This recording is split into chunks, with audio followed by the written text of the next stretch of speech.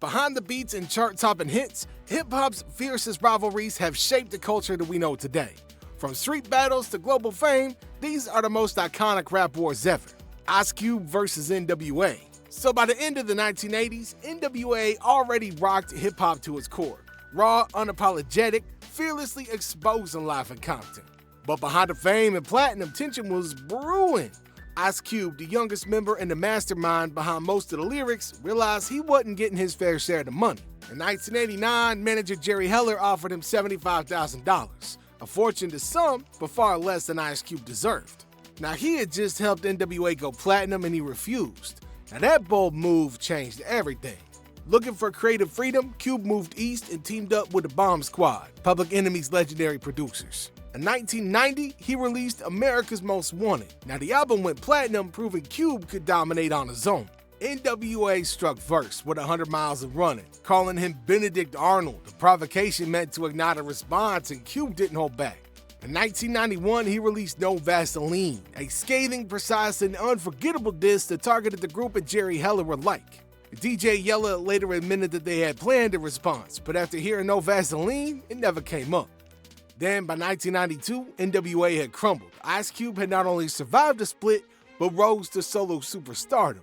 No Vaseline became a model for diss tracks, demonstrating that in hip-hop, an empire could be destroyed by one sharp, brave, and unrelenting voice.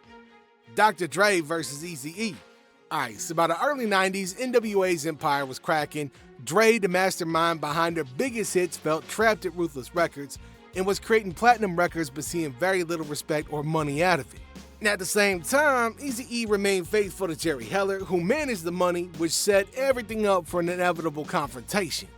In 91, Suge Knight appeared. Now, he decided that Dre shouldn't be under contract like Eazy-E and used threats in order to persuade Dre to leave. Dre left Ruthless and began a new label called Death Row Records, which was designed to take aim at the West. In 92, he released The Chronic, which reshaped the G-Funk, and his song Dre Day took clear shots at Eazy-E, laughing at his monetary status, his relevance, and his role at Ruthless, all while showing a lookalike in the video that was later humiliated in Dre's video of Eazy-E on Dre Day. Eazy-E struck back in 93 with real motherfucking G's, calling Dre a studio gangster and reclaiming his street cred. Now, the irony of all this is pretty deep. Eazy was still profiting from Dre's publishing while he was handing them public insults. Interviews, subliminals, and media coverage fueled the feud, turning a business dispute into one of hip-hop's most famous beefs. By 95, the fire cooled as Eazy-E was diagnosed with AIDS. Before his death, Dre and Eazy reportedly reconciled, bringing a human ending to a bitter chapter. Now, their rivalry proved that in hip-hop, genius, money, and loyalty could collide, leaving behind one of the most unforgettable West Coast showdowns in history. DJ Quik versus MC Eiht. In the streets of Compton in the early 90s, music and gang politics was inseparable.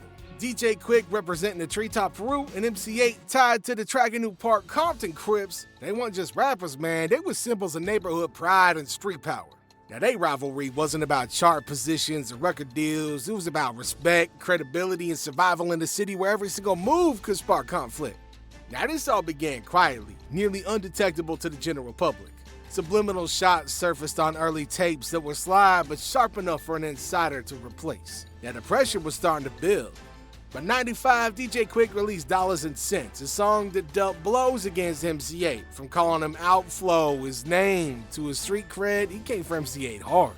Then Eiht delivered their response, recording and releasing the Death Wish series, all installments being bleak, crispy, and personal, transforming the conflict into a war of lyrics. Now, this wasn't just entertainment.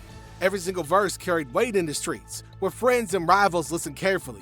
Interviews, live shows, and tape exchanges turned into battlegrounds, while conflict endured for most of the 90s. The diss tracks were vicious and sometimes breached the line from music to unfiltered personal attacks, and the legend reflected the magnitude of street life in the West Coast. Eventually, the rivalry diminished, but it remained a factor that signified the potential for a local gang rivalry to spill over into mainstream hip-hop, necessitating artistic ability and more careful and composed diss tracks. Tupac versus Biggie. And once upon a time, these young brothers was friends, but they would become the faces of the most infamous rivalry in hip-hop history. In the early 90s, both of these dudes was rising stars, but the whole East Coast-West Coast feud was amplified by Death Row and Bad Boy Records. Now, that whole thing was a powder keg waiting to explode.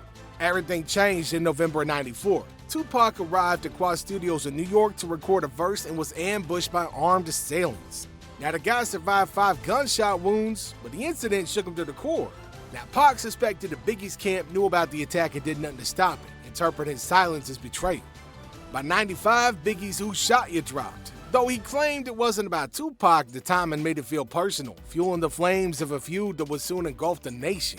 Tupac, freshly released from prison in '95, signed with Death Row Records and went on the offensive. In '96, Hit 'Em Up dropped, a track so aggressive it ripped through the bad boy camp, calling out Biggie, calling out Puffy, and all-day affiliates, even claiming affairs and personal betrayals. Biggie stayed measured, responding mostly through subliminals, including "Long Kiss Goodnight," but the tension only escalated. Now, that feud turned deadly. In September of '96, Tupac was murdered in Las Vegas. 6 months later, Biggie was killed in LA. Both cases remain unsolved. Now, make sure y'all hit that like and subscribe if a rap beef ever has you choosing sides. Alright, next up, 50 Cent versus The Game. In 2005, a story that began with mentorship turned into one of the most notorious internal rap label feuds in history. 50 Cent had launched The Game's career with G-Unit, giving him a platform, giving him hits and industry backing. Now, on paper, they was inseparable, an unstoppable duo dominating charts and stages. But behind the scenes, loyalty cracks started to show up. Now, The Game refused to fully engage in 50 Cent's ongoing battles with rivals like Ja Rule, Nas, and Fat Joe. What started off as caution was interpreted by 50 as betrayal. Tensions exploded on air at Hot 97 in March of '05, where 50 publicly announced that The Game was kicked out of G-Unit. Now, that very night, a shootout outside the station left the hip-hop world shocked and set the stage for a feud that would dominate headlines. The Game retaliated with an unyielding onslaught. His 300 bars and running freestyle lasted over 15 minutes without deviation from concept. He kept the assault alive by doing live performances, graph-style posters, and calling out 50 publicly each time he appeared. In fact, everything Game did became a war front. Now, 50 responded with disses, interviews, skits, and calculated troll activity to make the feud a part of his brand identity. Songs like Back Down's a punchline-level shot, revealing how serious the rivalry was. Now, this feud showcased how internal label conflicts could escalate into headline-grabbing, career-defining sagas. Drake vs. Meek Mill. In 2015, a single tweet ignited a feud that set hip-hop and social media ablaze. Meek Mill accused Drake of using a ghostwriter, claiming Quentin Miller was behind his chart-topping hits, a public strike at Drake's credibility and street cred. Now, Drake fired back immediately with Charged Up, but the real knockout came days later with Back to Back. Now, that track wasn't just a diss, it became a club anthem, a radio staple and a viral sensation, with every line turned into memes and dissected online. Drake weaved in understated Canadian pride with references to the Toronto Blue Jays' defeat of Philadelphia that served to escalate the quarrel while simultaneously amusing the audience. Meek Mill responded with "Wanna Know," but didn't have the same element of impact or circulation momentum. But the feud was more than just entertainment. It highlighted how modern rap beefs have evolved in the social media age, in which tweets, memes, and streaming numbers can escalate beef quicker than traditional tracks ever could. Now, 3 years later in 2018, the war officially ended with a public reconciliation. Drake and Meek Mill performed Going Bad side by side, suits on, looking less like rivals and more like allies. Ain't no beef list complete without talking about Drake versus Kendrick Lamar. The conflict between these two dudes has been occurring since 2013, during which Kendrick made waves with his Control verse that famously challenged Drake, stating that he was the king of hip-hop. Now, Drake didn't respond at first in a blatant way, but tossed out some subliminal shots on tracks, the language and Tuscan leather, which kept their tension like a chess match. Kendrick fired back with a Heart Part 4, hinting at ghostwriting and questioning Drake's authenticity.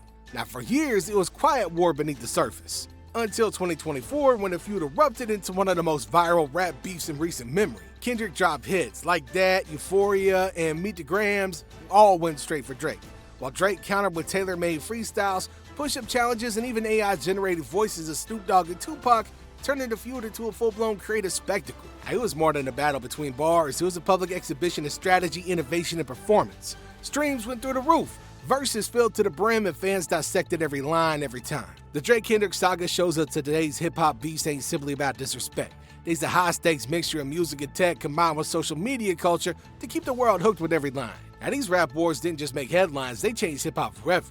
If y'all enjoy these rap wars, make sure to like and subscribe for deeper dives.